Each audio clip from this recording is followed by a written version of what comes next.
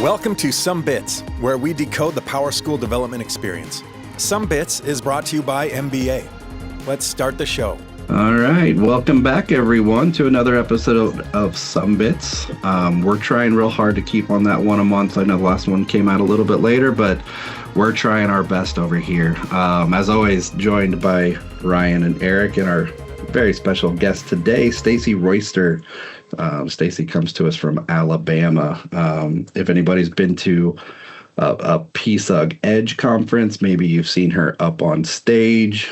She's the little feisty one that doesn't mind saying what she thinks, and we all appreciate it in the community for sure.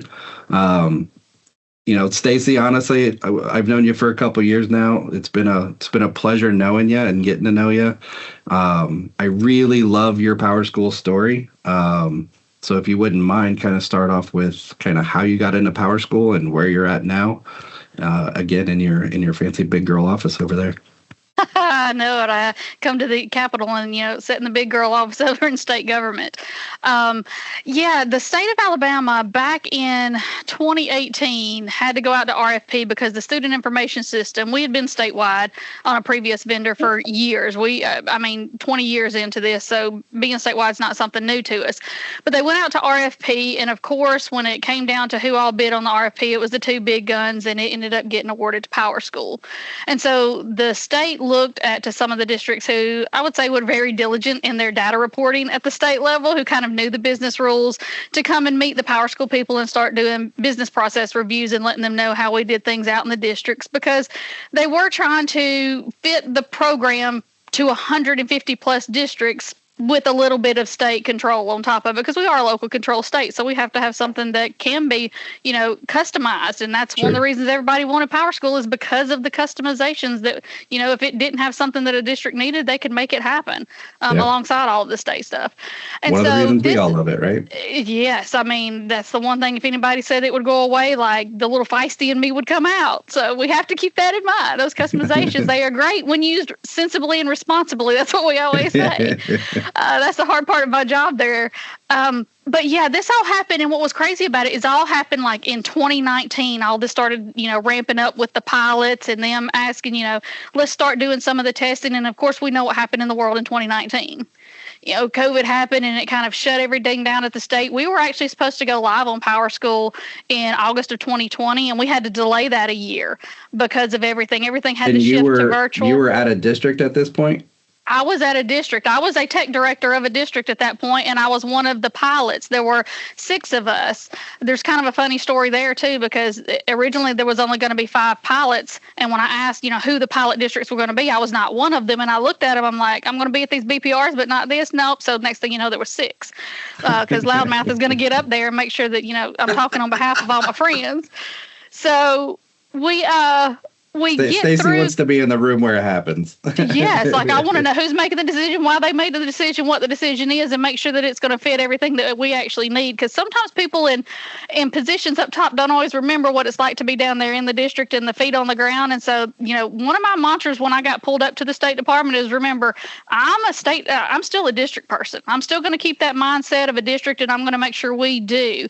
And it's funny because when we go to PSUs, in fact, I had one of my comrades down in Dothan went to one up in Connecticut, and he was sitting beside somebody. When they asked where he's from, he said, "Oh, I'm from Alabama." And they go, "Oh, you're the place that actually has that State Department that cares what y'all do and tries to help." And I'm like, yes, we actually are here as a State Department employee to be a service and support to the districts, not the ones that are looking down going, "Gotcha, you're doing something wrong."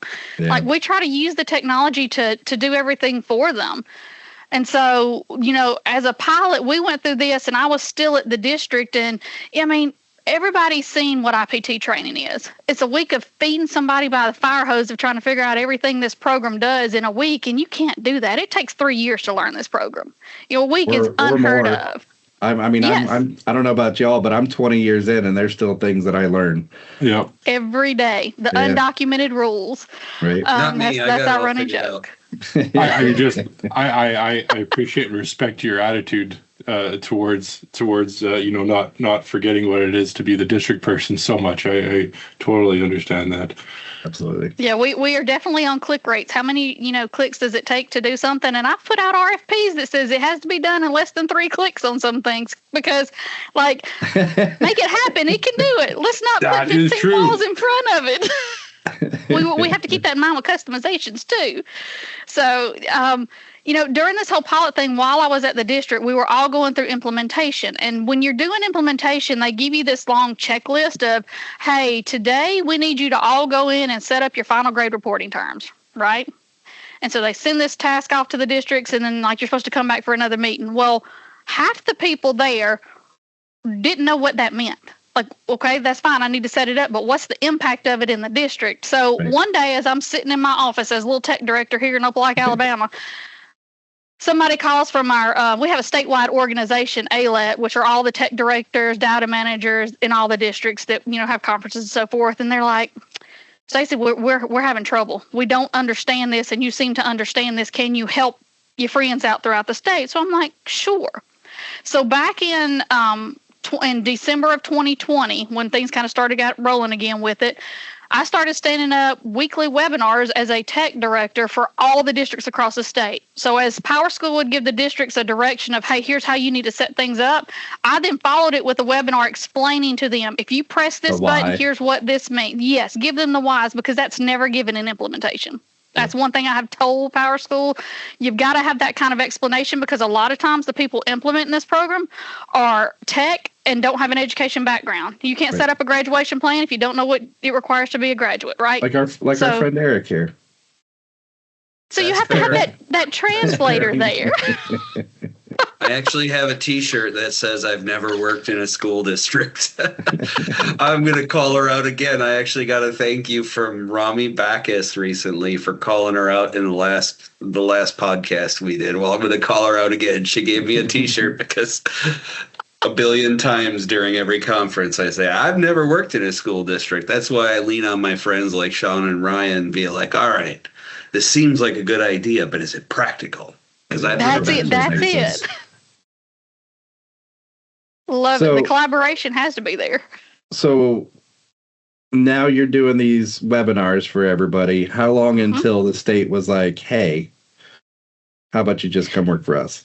So, yeah, I did those. So I started those in December of 2020. The state went live in August of 21. I got a phone call in December of 21 going, hey, I know you're doing this already, because literally I was answering PowerSchool questions all day, every day while doing my tech director job at my district. And then I would go home at night and do my tech director job. I had a super fantastic superintendent that was very lenient in letting me help the districts. I had phone calls coming in all day, every day about this. And so when the state called and said, will you just come on up and do what you're doing now and do it on behalf of us and let us pay you? I was like, sure. And so next thing you know, January of 22, here I am, and I have been leading them since January of 22. I have 162 instances that we all keep in collaboration. The first thing that I had to the fire was GPAs, making sure everybody's GPAs were correct, getting added values correct. When I tell you the amount of DDA work that we did in those first 3 months of stuff that just didn't get migrated over correctly with added value, or fixing formulas, or explaining mathematically the formulas being used to calculate GPA.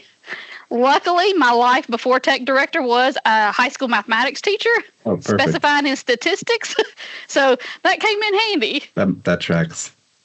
So obviously, not a lot of our viewers are going to be running a statewide implementation of PowerSchool, but I think there's that spectrum, right? There's a super small district where there's one PowerSchool person and they're doing everything top to bottom, maybe 500 kids in the whole district, all the way up to something like you're doing and everything in between. So I think there's a lot to take from, kind of some of the decisions that you have made over the years to make it work for your 162 instances. Just you talking about GPAs makes me just very curious. Is it hard to decide? Well, I'm sure it's hard, but that decision-making process of what is mandated from the state level, because we're talking, attendance, GPAs, all of the things that you set up at a district level. Can you talk kind of through what that process is to decide what is mandated by the state versus letting the local district kind of control and make those decisions?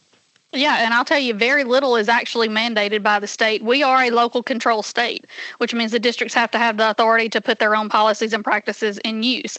The only thing that we really mandate are anything that are set into law or into our administrative code. Gotcha. So a lot of the code sets we have an enterprise controller that sits above all of the district's instances so that we can set up the code sets and push them down so that we can talk the same language and make sure we're scoring everything kind of on the same level. So like our attendance codes are state pushed. Everybody has the same attendance codes and they can't create any others. So we know what an unexcused absence means in one district versus the other. So we're very consistent. That also means that we know our absenteeism rates and what they mean very consistently. And it's one of the reasons Alabama is tied for number one in lowest chronic absenteeism rate across the United States. And we have been for the last 3 years. Awesome. Yeah. Congrats. So put a lot of work and effort into that. Discipline codes. I mean, majority of code sets are locked. As far as the functionality and how they use all of those, so like we don't mandate GPA formulas, but we did start out with the very basic GPA formulas, the added value, simple, weighted, unweighted, so that people would not have to do the math part of that. And we walked them through. One of my biggest things was, walking them through how to set up honor roll, what this means, how to set up different variations of the GPA, and how to check your GPA. I do lots of trainings with the districts very regularly. And I mean, most of the people, when I go to PSUs, they hear my voice and they go, "You're the girl in the videos," because I published them out there on YouTube, because you can't find a lot of the video information. Most people like to see it being worked through and hear you explain it instead of just printing out a piece of paper going, "Here are the steps." Because people who are wanting to be really good at their job, they freak out over data and not wanting to do something wrong. And so they just like to have that back and forth. So I put all of our videos out there, and it was funny. If you need to learn how to, be an employee at a school, I just love this because all the kids nowadays, you ask them, "What do you want to be when you grow up?" And they're like an influencer. Well, Stacy Royster, you're there apparently. Well done. My video on the enhanced UI, it's close to 20,000 views. It was the first one that was put out there before PowerSchool put one out there. So it started gaining traction, and I would get calls. I get calls from people to this day all over the world about our attendance customization, because that's the one area of the program that we really had PowerSchool to customize, because we did not like what was in the core product. And that's the only thing that we have really customized outside of core, for the reasons of how we're wanting to be able to adopt and scale up with all of the different releases. So, I put all of our stuff out there, and people recognize my voice everywhere. And I get lots of thank yous of, "You saved my tail in storing grades because I didn't know what I was doing, and you walked me through it, and it all worked." And I don't want anybody struggling in the position that they're doing. And, I tell everybody I'm a good ankle holder. Nobody's going to jump today. We're all good. Just out of curiosity, is there anything you want to take credit for that's in core PowerSchool that is there because of you?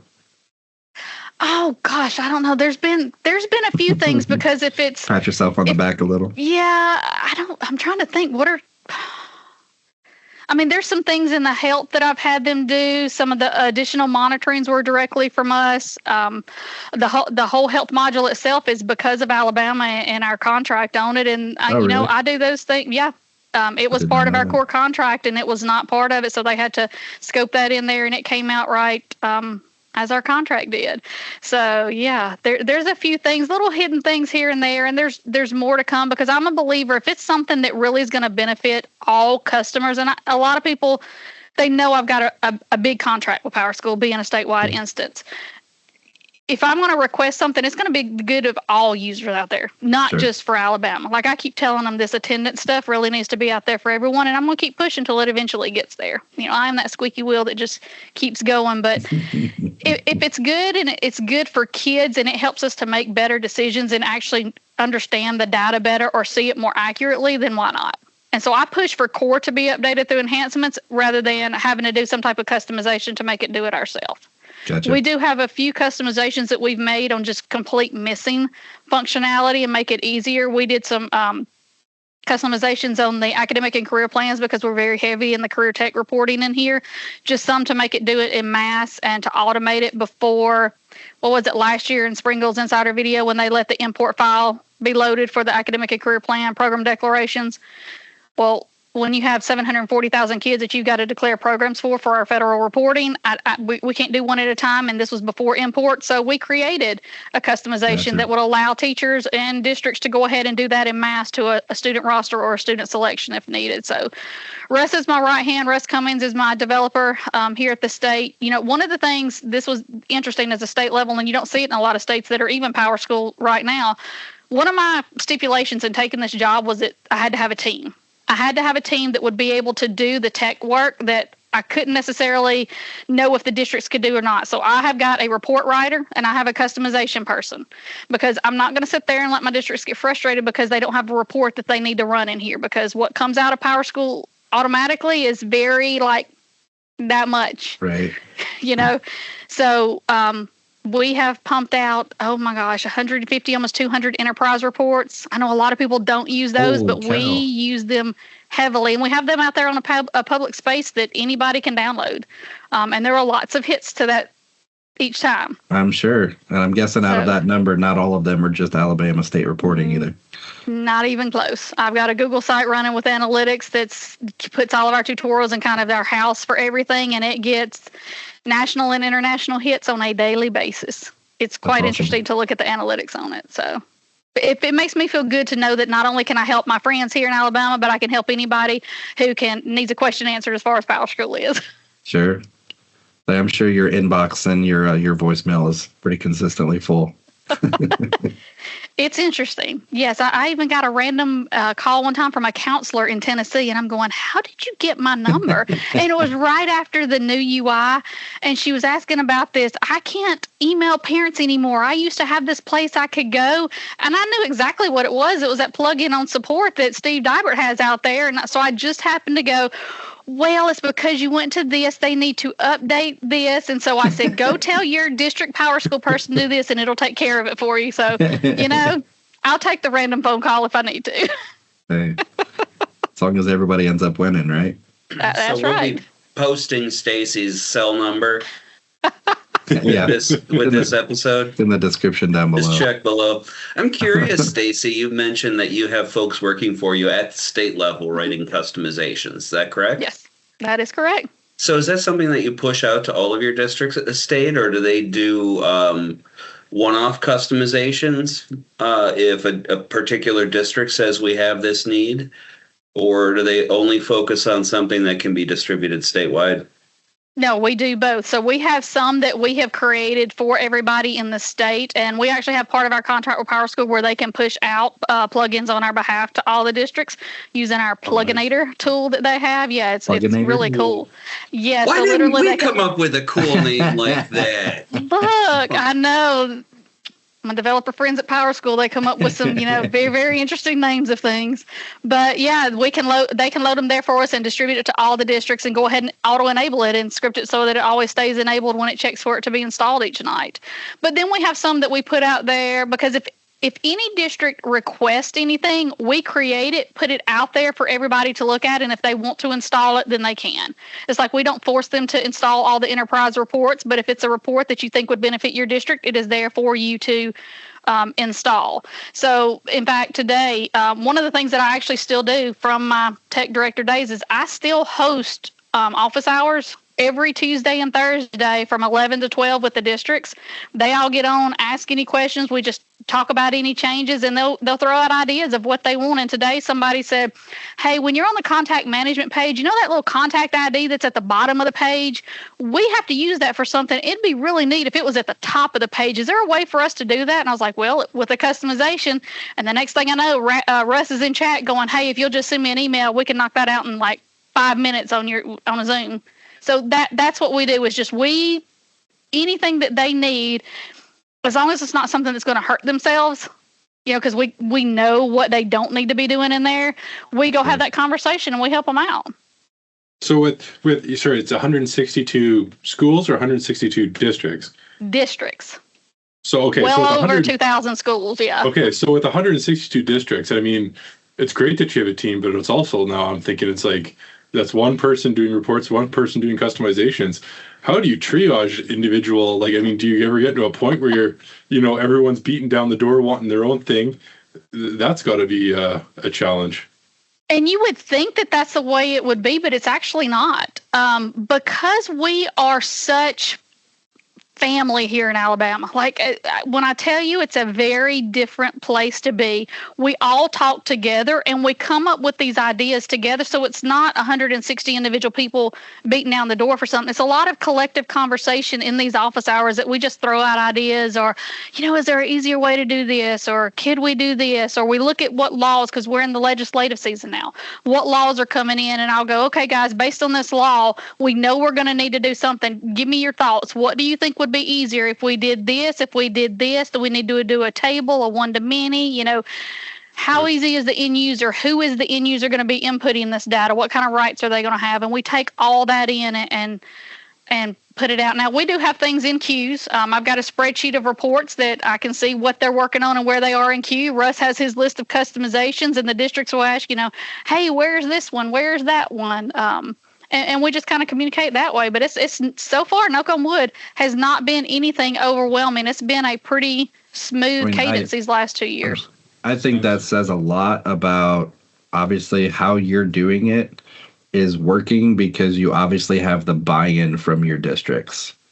They see value in it. They understand the processes, and they know that as long as I'm following what Stacy says, we're going to get things done. And that's awesome. Yeah. And I'll tell you, it's almost a running joke out in the districts, because they'll go, Stacy said, and it just kind of run with it. Like if anybody bucks up to anything, Stacy said, and it's just conversation ended. Okay, we're going for it. And I tell them I don't take that lightly. Like I know I have earned their trust, and I'm human. If there's ever a point that we're going to make a mistake, guess what? We're going to undo it. We're going to admit it. We're going to run through and do, but we're going to keep moving forward. And that's one reason, back to what you were talking about earlier, Sean, when we go through about the customizations that we are wanting to do, or what people ask us to do, we don't want to do anything to a page that would impede core development. So if it is a process that core has established, we try to keep that process as is. We might add bells and whistles after the process to do something with the data from the process that makes it easier to ingest, to read, to export, whatever. But we really try to not mess with the internal processes. For example, one of the biggest things that I'm hammering on PowerSchool now is something in health. It's in the health monitoring. When you're doing like the different monitoring areas, you can choose to do it on an individual day of the week, which is great, because if I need to come in for a glucose monitoring on Mondays and Wednesdays, I can set it up and it hits the daily log on Mondays and Wednesdays. Sure. Well, guess what? We have that same need in medication, but the functionality is not there. Now, could I get rest to go in and do that? Yes, but that's doing a disservice to the product, and in my opinion, a lack of functionality in the core product that the company needs to address. Like I need to be able to schedule a medication that's only given on Mondays and Wednesdays, because right now you can't. It's just going to show up on that daily log every single day. And so the days that it's not to be administered, nurses have to go in and go, not administered, wasting their time. I'm all about getting time waste out. So that's kind of how we look at things. So we're very, very specific in the types of customizations that we will put together so that we can always not have as much breakage with these model releases. Yeah. And I say that with the exception of attendance, because we threw a fit. And I will never forget this conversation when we were in the pilot training and they showed us how attendance works, and they talked about this meeting record and this daily record, and they said you had to do it twice. And we said, excuse me? They're like, yeah, you have to do it twice. I said, you mean I can't take a meeting record and it figure out what the daily needs to be based on rules that you put in there? And they're like, no, nobody wants it like that. I'm sorry, everybody wants to do two different attendance records? And they're like, well, yeah. Okay. Oh, even with the bridge, the bridge didn't work. Okay, that was my question, Stacy. Yeah. As an ignorant guy who doesn't know a ton about attendance in PowerSchool, I do know this bridge period exists. Mm-hmm. And I thought for our customers, he did not develop the attendance monitor. Don't worry. Yeah, no. That was yeah, and that's what's happening is a lot of people are. I mean, y'all have done something other. Everybody's doing these things to get around it, because the bridge is at one time. It moves that one period code over there. But when you start having kids check in and check out, it adjusts, and you have to go back and adjust that daily code based on all those check-ins and check-outs. So we had them combinations that it could be. Yeah, so now we have it where it's automatic through a daily attendance calculation plugin that Lorenzo Lopez actually wrote as part of a requirement of one of our RFPs, where it will go through and look at the amount of minutes in the day for the kid and be able to calculate. We have a 51% rule that they have to attend to get an attendance code of a present, what code to put over there, and it just writes that daily code in for us. So we never touch the daily side. It'll do it based on the percent of minutes that the students have been there throughout the day. I can see it already. There's going to be a bunch of comments below, like, I want that. Oh, and that's because my videos are out there of that. That's what I get the most emails about. Really? Mm-hmm. That's interesting. I'm curious, Stacy. You mentioned 51 as a threshold to be present. Is that statewide? Yep. It is. It's a state law. I wonder, and we can make this a very brief conversation if it's not, maybe if we don't think it's of interest to our listeners. Ignorant question from someone who's, guess what, never worked in a school district. But I'm just curious what it's like. You'd mentioned that you try to give your districts control over their own processes, their own data. But I'm just kind of curious, like, what do you feel the need to mandate at the state? And doesn't that just make it so much easier? I mean, I can see the arguments on both sides. You want to give your school districts their autonomy to do what's right for their community. But wouldn't it just be easier for you at the state if everybody did everything the Eric, same way? I'm going to shoot myself in here for a second because, obviously, again, we don't have a lot of state head people listening. But the same questions can be asked, whether it's at the different schools of a single district or, all of the high schools in a single district. So like, it's definitely a conversation that I'm sure a lot of people have thought about and figuring out, what do they want to mandate at a specific school level, or is it, is it a high school decision? Is it an individual decision? Or some of our dioceses I know have. Yeah. So I think it's a very valid conversation point. And it just seems to me that if everybody did it the same way, it would make everybody's life so much easier. But yeah, I don't know if one size fits all is the best approach to managing a large group of schools.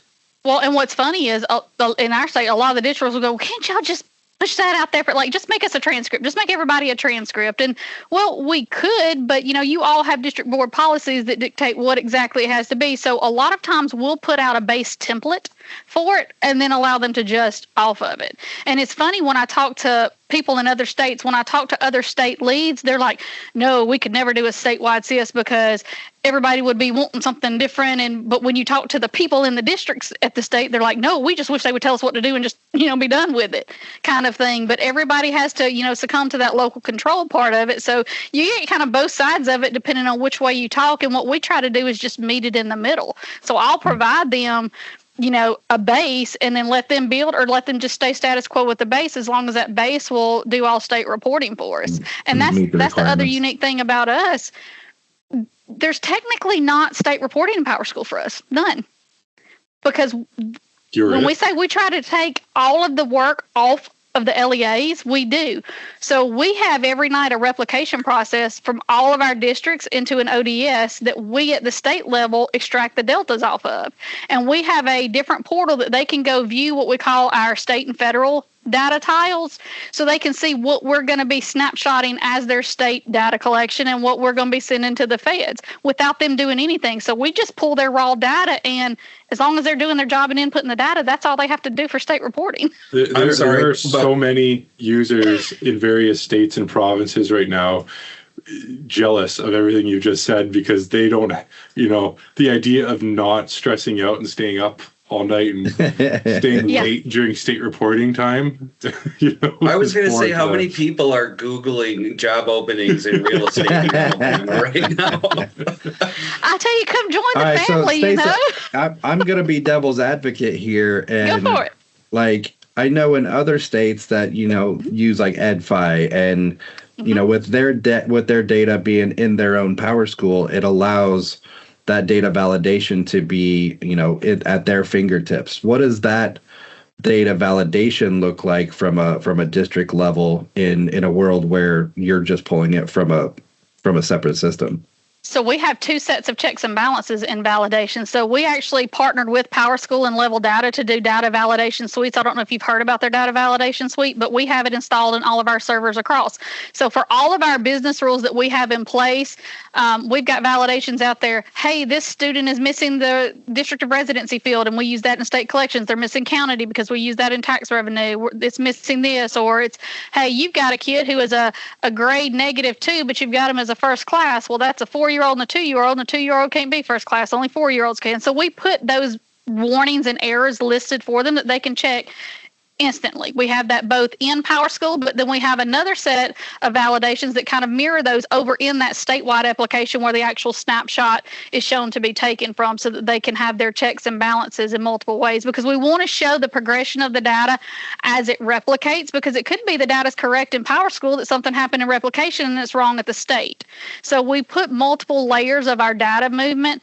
And when I say we move data, because we are statewide, there is so much power in that. We have MOUs with other state agencies. So, for example, our law enforcement agency, there is a page in PowerSchool where our driver's ed teachers, they can now administer the driving exam to the kids and the vessel exam to the kids in high school. They put the score of the exam in PowerSchool. It replicates to us. We replicate it to Aaliyah. They can then issue the driver's license to the kids without them ever having to go to the DMV. Oh, wow. Like we have this kind of circle of let's use technology and use data to make things easier for people in our state. Mm-hmm. We have lots of partnerships with. Every state needs a Stacy. Well, I tell people a lot of times you'll see people get these big initiatives like statewide initiatives, but they won't put anybody in charge to talk the talk. And so you see it fail. I've seen it fail in a lot of areas. I see people in big areas or big managements of PowerSchool complaining about things PowerSchool doesn't do. And I get it. I stay on them as much as y'all do. But a lot of things I see people complain about, it actually does do. Nobody just ever showed them how to do it because nobody was in charge of it. So I'm going to run with that real quick, because, that what we see a lot in our world is turnover at districts. And the upkeep of training and, understanding what is there and why it's there and how to use what's there. So yeah, there's always, you talked about IPT training. Well, if you implemented PowerSchool in 2021 and now in 2026, none of the people that were there in 2021 are still running PowerSchool. So how do you handle from a state level, or do you do it at a state level? I assume you do. Kind of dealing with that turnover and identifying, those people. Let me rephrase my question. Is there a designated from the state level, a PowerSchool person at each district that you communicate with? There is. So they have to define somebody that is going to be communicating with you at the state level. That is correct. But I communicate with them and every principal, counselor, because I tell everybody the way we use PowerSchool, it touches everybody in the district with the exception of maintenance. I'm talking to the CMP director one day, the federal programs director another day, the physical education person the other day, because the presidential tests are in here. Literally, we use it for everything with the exception of maintenance. And so one of the things that I did, and it's funny that you asked that, because last week at the federal programs conference, I always start my conferences with, are there any new folks here? And of course, there's 2 or 3 hands. And I say, okay, so do you get that binder out that they gave you about how to do your job? Can you pull that out? And they all laugh. And I do the same thing, for new PowerSchool admins. I was like, okay, do you have the binder where they explain to you everything that's going to be in your job? And they're like, the what? And so one thing that I did, and I actually have it on our Alabama PowerSchool site, I developed a student data calendar. It's a month-by-month calendar of all the tasks that need to be done to keep the school rocking and rolling, from enrolling kids to storing grades to making sure all your state fields are filled in. And what I did is I showed, these are the things that you should expect from the state. These are the things you need to plan for in the district. Here's what your administrators need to be doing. And it's a checklist. And in it, if it says, ensure all of your non-traditional students have been marked, I'm going to have it hyperlinked to a video or a printout of how to do do what it says you need to do. That way it's like a data for dummies. Anybody who comes in and doesn't know how to do the job, you can pick up and do that job without having to ask a question. And you won't get that email 2 weeks later going, why didn't you turn in this report? Kind of thing. Because they didn't even know about it. Yeah. I let them know what they don't know. Do I remember, Ryan or Sean or Stacy, I swear you just piqued something in my memory where I swear I was somewhere, some time where somebody said they created a PowerSchool plugin to do that. To put together a to-do list and a due date and assign it to. Yes, there is. If not, that should be our next customization. I think it's an exchange. So here's one of the crazy things that I did, because I went in 2 years from a person that knew zero, zilch, nada about PowerSchool to knowing everything about PowerSchool. One weekend, because from 19 to 21 was a blur in my life. I'll just tell you, being a tech director and trying to, learn all about this. Are we talking about age right now or the years? Yeah, because I'm only. We won't talk about that, but I sat on my back porch outside, and at that point in time, there were almost 900 articles on Exchange, all the different plugins. I sat and read through every single plugin report, anything somebody had listed at support.powerschool.com, and I bookmarked everything that I thought would be something that would enhance us in Alabama. Before I could go and figure out anything about customization, I had to learn what everybody had already done, so I didn't try to duplicate effort. So I spent an entire weekend and went through over 800 plus articles, bookmarking everything that I needed to show everybody in our state that would go ahead and help us. What a nerd.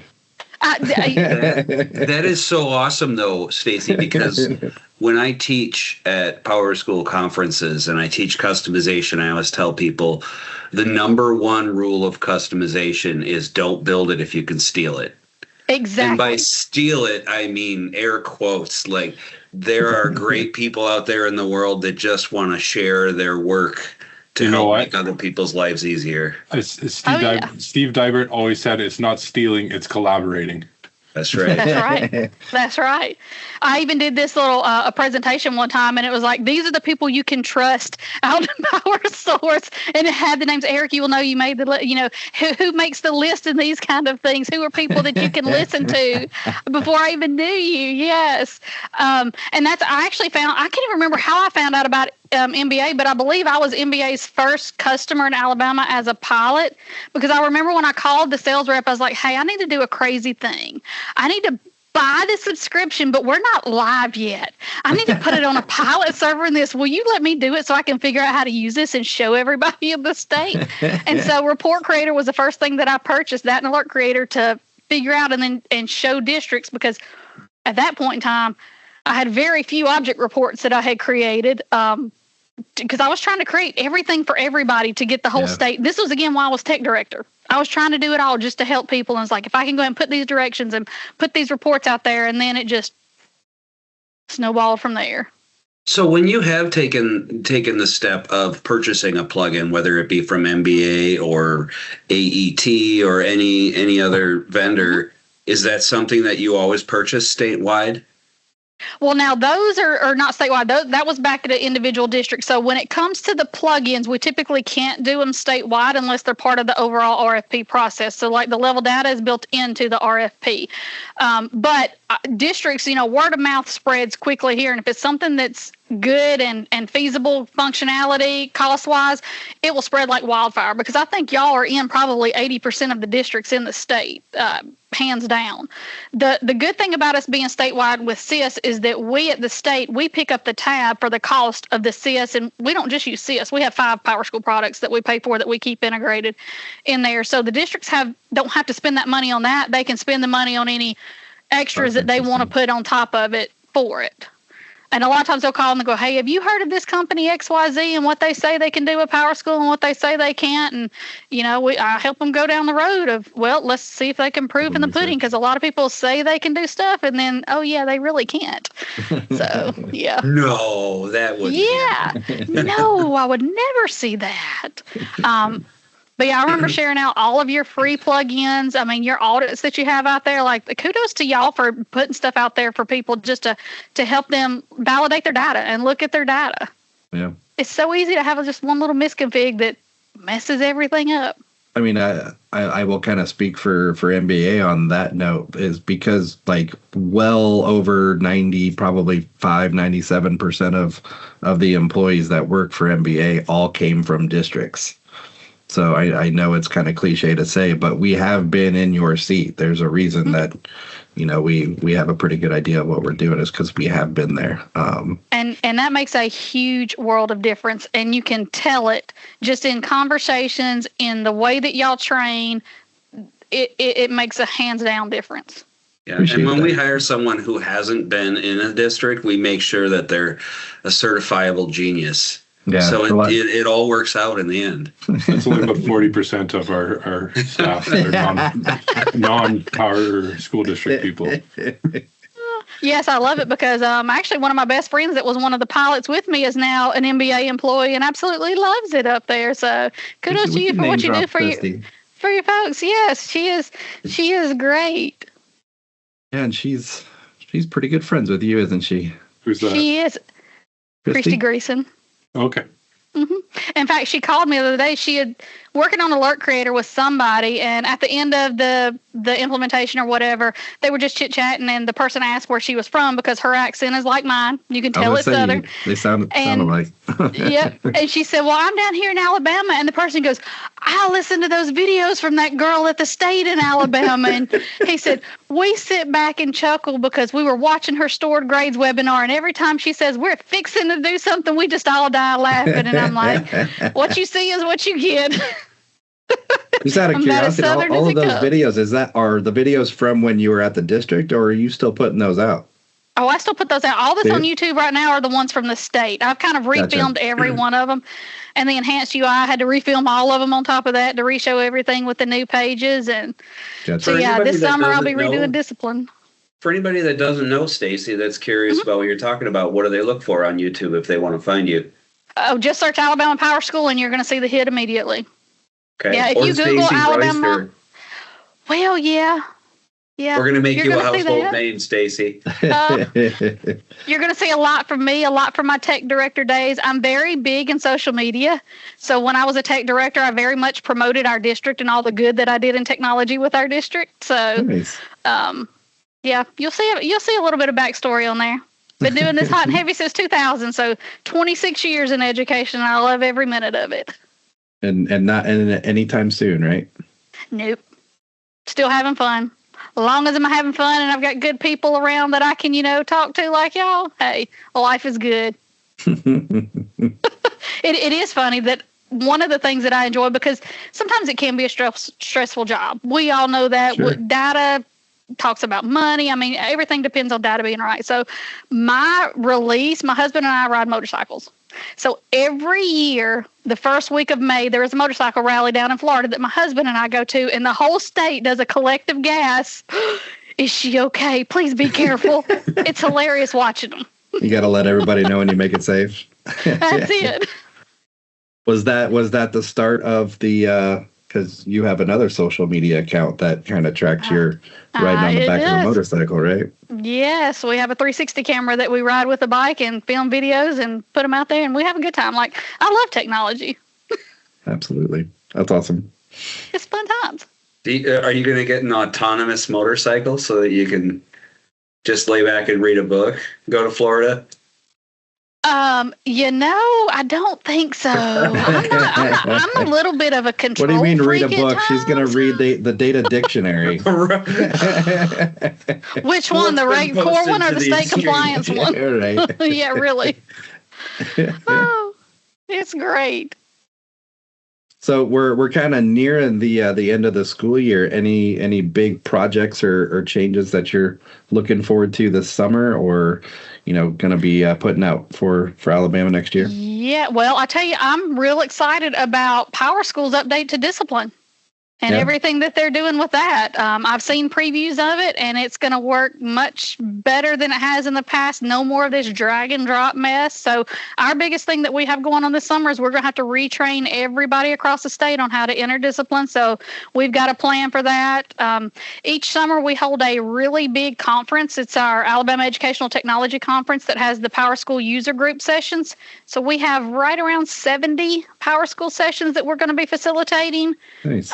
In June up in Huntsville. So we have that we're gearing up for, and there'll be 1,000 to 1,500 people there.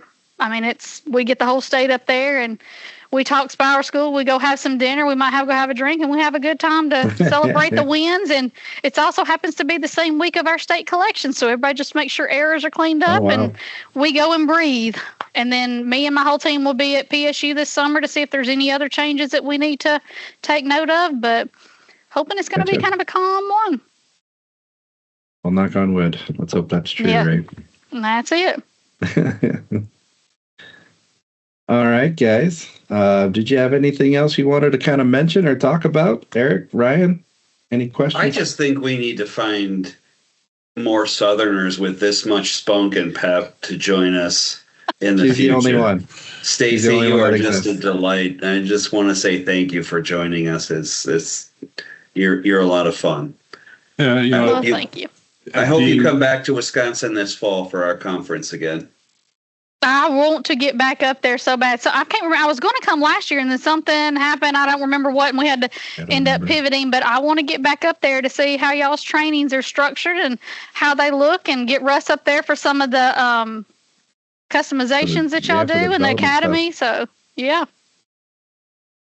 Eric didn't work for a school district, so he can't appreciate you the way Sean and I, Stacey, can. Exactly. But we appreciate you better than Eric does. Yeah, we appreciate you and can easily appreciate you just coming from where we're from. But, Eric doesn't care. Well, I tell everybody if they can handle my passion, because sometimes I get a little loud, as Sean said, a little boisterous, because I'm very passionate about what I do and taking care of our people. Oh, feisty. I like that he used the word feisty. That was nice. So, quick backstory. The first time I met Stacy was in a hotel lobby after, I think it was Edge. I assume it was Edge. And it was me and Jerome.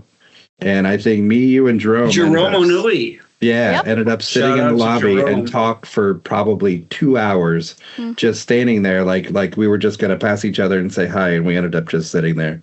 And you're 1,000% correct, Stacy. Like your passion for what you do just seeps out of you, and it makes it really fun to talk about PowerSchool and what we're doing for districts.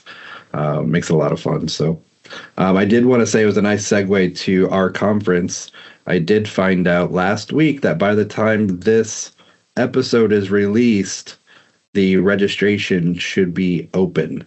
So if it's not late April, early May, early registration will be open for our conference. So get in there, get your spot. Couple new things coming this year. I don't know if I'm allowed to talk about it, so I'm not going to. But we can say that all the Sumbits will be there. Yes, we will be there. So yay! Stacy, hope to see you there. Hope to see you hopefully before then. But yeah, we'll end it there. Thank you so much for joining us. Thanks for joining us, all the listeners and the watchers, and we will see you next time. Thanks. Bye, everybody. Thanks for joining us, and a special thanks to our subscribers. Consider becoming one today. Enjoy more episodes and learn more at mba-link.com.